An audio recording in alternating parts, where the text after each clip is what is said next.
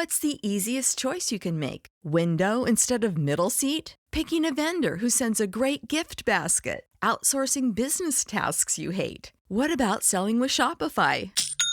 Whether you're selling a little or a lot, Shopify helps you do your thing, however you cha-ching. Shopify is the global commerce platform that helps you sell at every stage of your business. From the launch your online shop stage to the first real-life store stage, all the way to the did we just hit a million orders stage. Shopify's there to help you grow. Whether you're selling scented soap or offering outdoor outfits, Shopify helps you sell. Wherever and whatever you're selling, Shopify's got you covered. Sign up for a $1 per month trial period at shopify.com/try. Go to shopify.com/try now to grow your business, no matter what stage you're in. Shopify.com/try.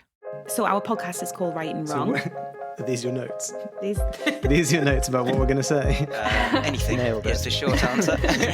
So how many novels did you not finish? Oh my God, so many. It was perfect. What's she talking about? This is nonsense. Ooh, a spicy question. I love it. This is it, guys. The big secret to getting published is you have to write a good book. You heard it here first. Hello, and welcome back to the Right and Wrong podcast. I'm Jamie, and I'm very excited to be chatting with BAFTA shortlisted film producer Lizzie Gillett. Hi, Lizzie. Welcome to the show. Hi, really nice to be talking to you. Yes, I'm so excited to have you here. I've never actually had a producer before on the show, so it's a whole new experience for me. We recently had the RNA Awards where you were presenting, very fittingly, the Jackie Collins Award for Romantic Thrillers, and congratulations to Susan Fortin for her winning that award with All That We Have Lost. How was it being part of something like that? Oh, it was amazing. It was such a pleasure. You know, I think COVID has only exacerbated the feeling of getting back in a room with all these people. But I had no idea that the Romantic Novelists Association existed.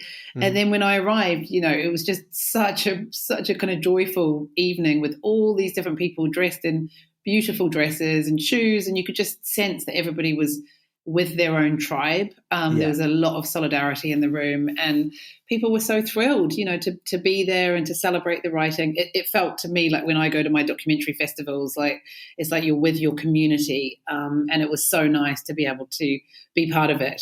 Yes, it's the RNA is such a great and supportive group. So let's talk about Lady Boss, the Jackie Collins documentary. I want to ask about the sort of inception and how the process and things work. But I think so that I have a better chance of keeping up, could you offer a little overview as to what your role and sort of day-to-day is as head of development and producer on these sorts of things? Yes. So I develop and produce feature-length documentaries. So, you know, I kind of see them as feature films. They are intended to play in the cinema and to premiere at festivals and then go to, you know, TV or Netflix, etc. And what that means is coming up with ideas, working with directors, getting access to stories, and then raising the money and hiring the team and making sure it all happens. Basically, that's what a producer does. It's, you know, getting everything, you know, in line at the beginning, the money, the talent, the access, the story, and then getting the train going and then being there and making sure it all comes together at the end. And so with this film, Jackie Collins's daughters had approached Passion Pictures, which is where I work, about collaborating on a documentary. And, you know, instantly we could see it was just an amazing story. Jackie had sold 500 million books. Yeah. Her life story is just wonderful. You know, the images in the archive that the family had were astounding. And so Laura Ferry, the director, and I embarked on this amazing process of really getting to know the family and trying to really understand who Jackie was and what is the story that Laura, as the director, really wanted to tell. Yeah, it was just such a privilege and a pleasure to go out to LA and look through their family archives and all the lists that Jackie had kept. You know, she kept absolutely everything. So it was a treasure trove. That must make your life easy when you find your subject matter and you go there and you suddenly find that the whole thing's been documented for you. It does in a way, but then you could say, you know, with writing novels as well, like you've kind of got everything at your fingertips in a way. But it's about how do you tell that story and how do you make it interesting. And for us, Jackie Collins had a narrative of her own life that she always said exactly the same on all the TV shows. I'm a strong woman and women can do anything. But that didn't really get at what had actually happened in her life, which was that she had a lot of trauma. She had a very traumatic first marriage and then a very difficult final relationship. And so that for us was really interesting because it showed us that, women, no matter how successful you are and how strong and brilliant, you can still be vulnerable and make bad decisions and get into quite toxic relationships. So that was part of what we wanted to tell. And also this idea that feminism is for anybody. And Jackie Collins is a complicated feminist for some people because, her books are all about sex and she wears lipstick and she's obsessed with power and money. And what we wanted to convey in the film is that feminism isn't just for left-wing kind of progressive types, that you can kind of define your own brand of feminism. And that was a really powerful theme running through the film. Yeah, it comes through really, really well.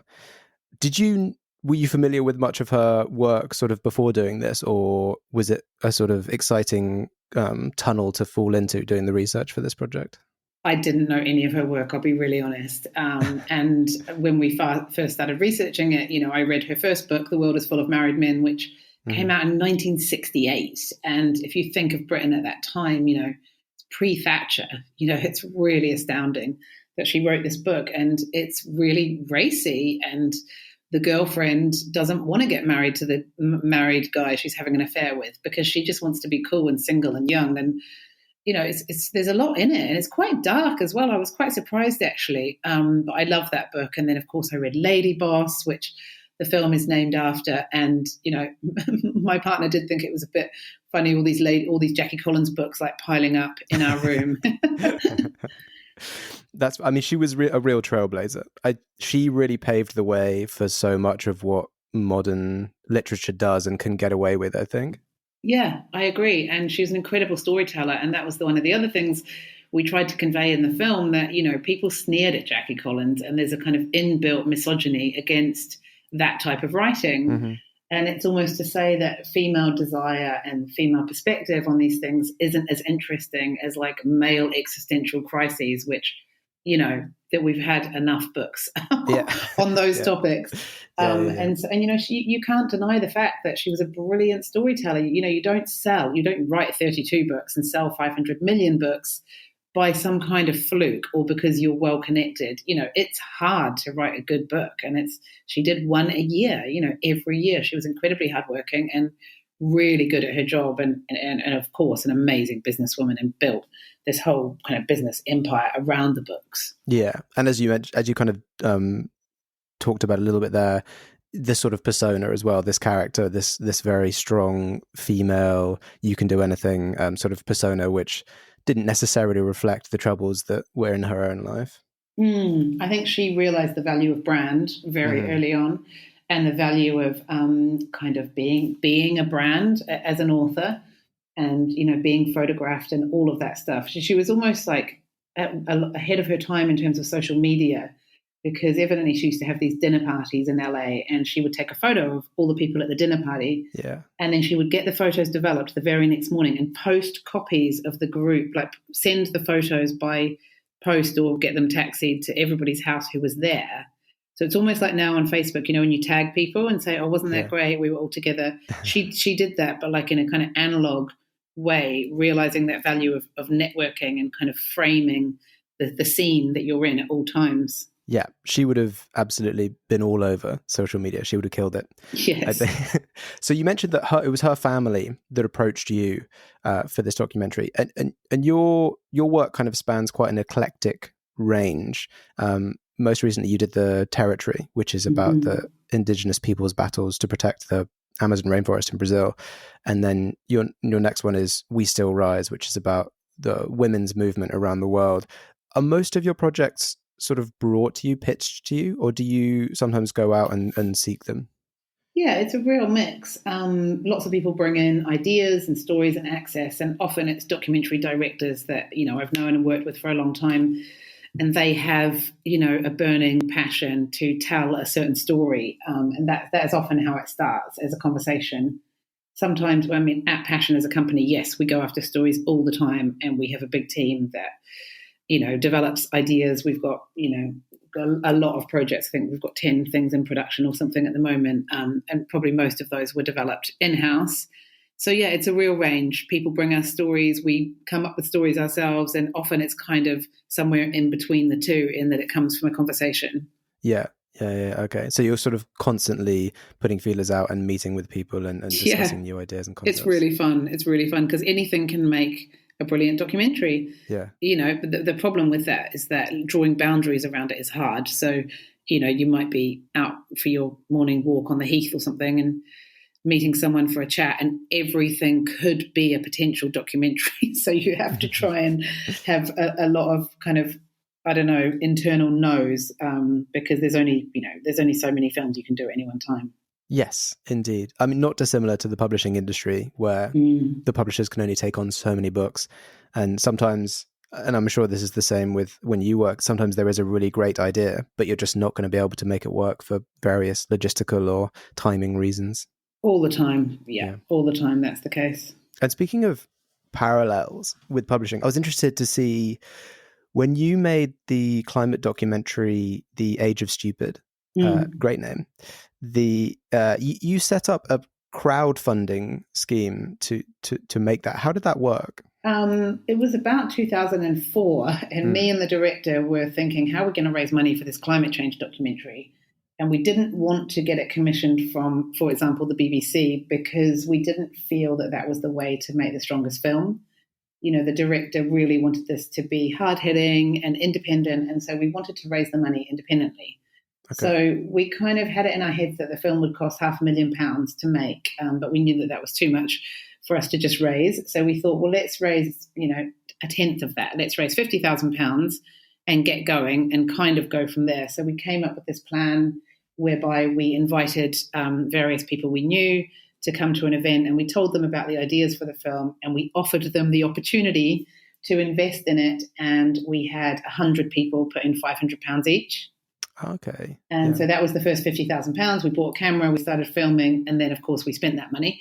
And then then we kind of expanded the scheme, and we offered people to come in at £5,000 for the same percentage of the profits. And then in the last round, people put in £10,000 for the same percentage. So the idea was that if you believed in it right at the beginning, you got a much kind of bigger percentage for your money. And then when we finally finished the film and sold it, we shared out the money amongst those crowdfunders and amongst the crew, and we paid them back over the course of 10 years.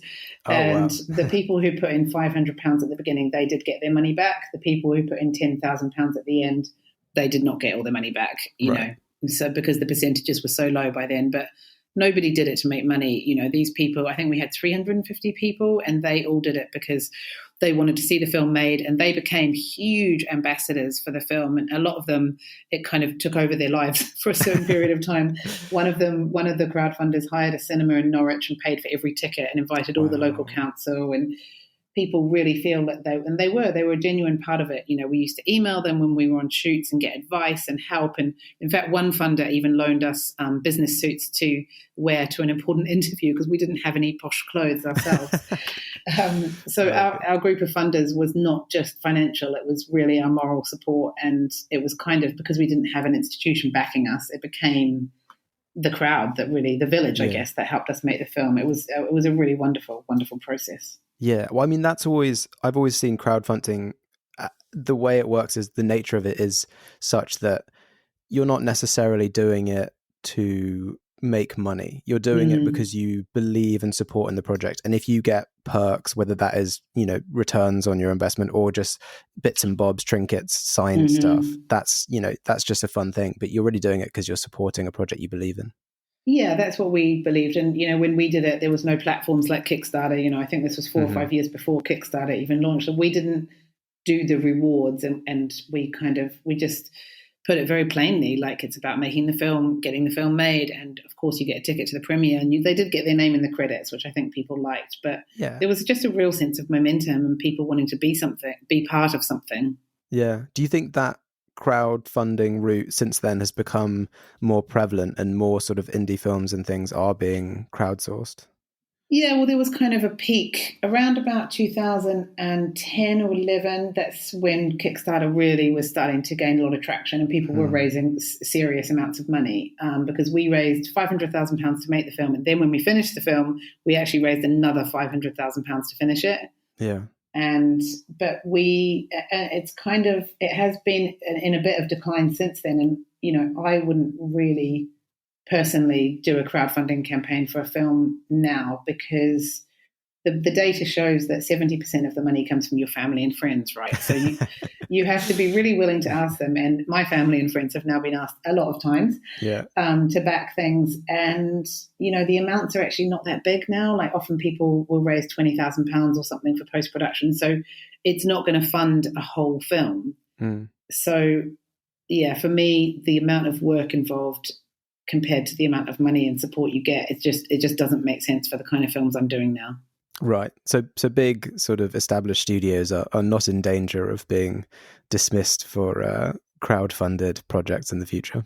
I don't think so. There was a moment when that looked likely or it looked possible, but that moment does seem to have passed. Yeah, no, that's interesting, because a similar thing kind of is sort of happening in publishing. Well, recently there was big ripples as a very big fantasy author in the US set up a Kickstarter to publish some books that he'd written sort of behind the scenes outside of his contracted work with his publisher. And it blew up. And I think it's at like 20 times the amount he asked for initially and stuff like that. Wow, that's cool. Yeah, so I just wonder if those kinds of if that will be a sort of exciting thing where people are saying, oh, maybe this could be a way, and then it'll dip down like you mentioned it kind of has in film, or if that keeps on the up and up. We'll have to see. And the thing with publishing that's very different is that, of course, books sell for a lot of money, but they don't cost a lot of money to make. They sell because of the value of the story and the author. But films, you know, the actual salaries and the film, you know, the cameras and the locations and all of that, they cost a lot of money to make. Yeah. And so if you take, you know, let's say if you had a £2 million budget and then you did a crowdfunding campaign for £50,000, where are you going to get the rest of the money from? And how are you going to guarantee that you can finish the film? So, you know, it does have difficulties in that way. Yeah, because obviously a film requires a whole crew and teams and many people, whereas a book can, in theory, be one person. It's never one person, but I'm sure it's never one person. Yeah. Okay, so dialing back a bit, being a film producer, such a crucial role within the medium, and I'm always trying to sort of shed light on the different ways that people can get into professional storytelling, because it's such a broad sort of area. Where did that all start for you? Did you always know you wanted to be a storyteller? No, I studied politics and at university, and with a dabbling of film courses, but more just because that was cool and that's what other people were doing. And then I did kind of have this sense quite quickly that I wanted to make documentaries, and so I got a job in a local TV station in New Zealand, where I'm from. And that was just amazing. As soon as I walked into the newsroom and I saw the way that they were kind of airing the news and cutting between the cameras, and I was just completely hooked. I was like, that's it. That's and the same when I saw, there's a brilliant documentary called One Day in September, which won the Academy Award, and it's actually a Passion Pictures film, but I saw it when I was 20 and I saw it in a cinema. And I just thought, this is what I want to do with my life, because it's so entertaining, but it's also really political. And so for me, you know, I've always wanted to have some kind of impact in the world, but not kind of be off in a weird niche. Yeah. You know, I like to do things that are entertaining. And that's what I feel I'm so proud of Lady Boss, that it's a mainstream, super entertaining film that was, you know, really critically well received. And we opened in 40 cinemas, and it's on Netflix in America and so on. But really at its heart, it's quite a radical political message about women and women's desire and sexuality and feminism. And that, for me, is the holy grail of kind of filmmaking, is to make things that are commercial and entertaining, but have social value in the world. Yes. I mean, I feel like that's what you hope for in no matter what you're doing, whether it's watching something, reading something, listening to something. That's what you're always hoping for as someone sort of experiencing the art form, whatever it may be. Yes. What advice would you give people looking to break into a similar career as you? Mm-hmm. Try and decide early on what role you want to have, because often people approach me and they just, they like documentaries, they want to do something in documentaries, but they perhaps haven't kind of interrogated for themselves what they're good at, what they would be best placed to do. The role of a director and producer is very different, but there's loads of other roles like editors. Documentary editors are so in demand at the moment because we've had this huge kind of increase in demand for content from all the streamers. We've had a massive influx of American projects because of the tax relief system in this country, and we can't. Introducing new Dirty Drinks from Sonic. Whatever your fave is, you can now make it dirty. Fanta fans can make it dirty. Dr. Pepper devotees can make it dirty. Even ocean water aficionados can make it dirty. You name it, we can make it dirty. Now you may be asking yourself, how do you make a Sonic drink dirty? By infusing it with a delicious blend of coconut flavor, sweet cream, and lime, of course. What were you thinking? Get your brain out of the gutter. New Dirty Drinks, now at Sonic. Fanta and Dr. Pepper are used under license. Limited time only at participating Sonic drive-ins. There's just not enough editors to make all the dramas and all the documentaries. So I would look at what are the roles that you're good at, but also that are kind of growing in terms of demand. Mm-hmm. And then watch lots of docs if it's docs, or watch lots of dramas and see which are the ones you like, and then contact those companies directly and say, I saw this, and I thought it was brilliant because of some, whatever reason. I would love to take you out for coffee and, tell you more or find out more or whatever. I think if you can be quite specific at the beginning about the role and then the type of content you want to make, it will save you about 10 years of moving up junior roles in companies that don't necessarily align with your values or your aesthetics. Yeah. Okay, so set your sights on a specific area, a specific thing, and then exactly, you have your target at that point. That's good advice. Would you are you sort of always going to be in documentaries, or have you thought about maybe doing drama stuff at some point? I'm docs through and through. I tried to do a drama for about 4 years with a long-term collaborator and friend of mine, Franny Armstrong, and it just doesn't suit me, honestly, because in drama you have to get all the money, all the actors, all the script, all the creative. You get everything to line up, and then you kind of put all your chips in and you kind of hope, that you can get it off the ground. It's really hard to get a drama off the ground. Whereas with documentary, you can raise a little bit of money, you can shoot a taster tape, you can secure access to your characters. There's all sorts of steps you can do to start the film without having to have everything in place. And I really love that kind of chipping away approach and finding the story, in reality, rather than having to have everything perfect in a script before you even start. Yeah. That actually sounds, and I know I keep bringing everything back to publishing, but that actually sounds like the difference between submitting a fiction novel versus a non-fiction novel. It's quite similar in the way that you with a non-fiction one, you do sort of smaller breakdowns. You do a little sample, little notes, little bits and bobs, versus the whole thing as one presented. Yeah, I think that probably is a good similarity. Well, that's really useful advice, and I hope anyone listening who's thinking about that kind of career will take that under advisement. And that brings us on to the final question, which is, Lizzie, if you were stranded on a desert island with a single book, which book would you take? Well, it's weird because the book that just comes to mind is Jonathan Franzen, The Corrections. Okay. And just because I loved it at the time, and I just, I hadn't known other families like mine that were a bit bonkers, but kind of brilliant and complex. And the family in that book were just, I don't know, I just loved it. I got completely lost in it, and I really appreciated it at the time. So that's the book that comes to mind. Oh, mate, it's a great choice, and it's those books, the books that always kind of stay with you, that I think are always the best choices for this kind of thing. Amazing. Thank you so much, Lizzie, for coming on the podcast and chatting with me and sharing your wonderful experience with Lady Boss and the RNA, as well as a bit about your sort of work and how the industry is. Brilliant. Well, thanks so much. It's lovely to speak with you. Yeah, lovely chatting with you too. And for everyone listening, if you want to keep up with what Lizzie is doing, you can follow her on Twitter at Lizzie Gillett, and that's spelt with 2 Zs, 2 Ls and 2 Ts. Head over to BBC iPlayer to watch Lady Boss in the UK, Netflix in the US, and it'll be out on other platforms soon at some point, I imagine. It's a really wonderful glimpse into the amazing life of Jackie Collins and everything that she achieved. And head over to the RNA's website to check out all the great things that they've got going on over there. To make sure you don't miss an episode of this podcast, follow us on Twitter at Right and Wrong UK or on Instagram at Right and Wrong Podcast. And we'll see you in the next episode.